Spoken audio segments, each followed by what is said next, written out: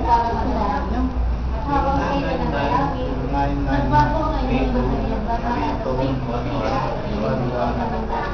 at may dalawang lalaki rin ang ipag-usap napakita sila sa kawalapian. Napakita nila sa kawalapian. At ang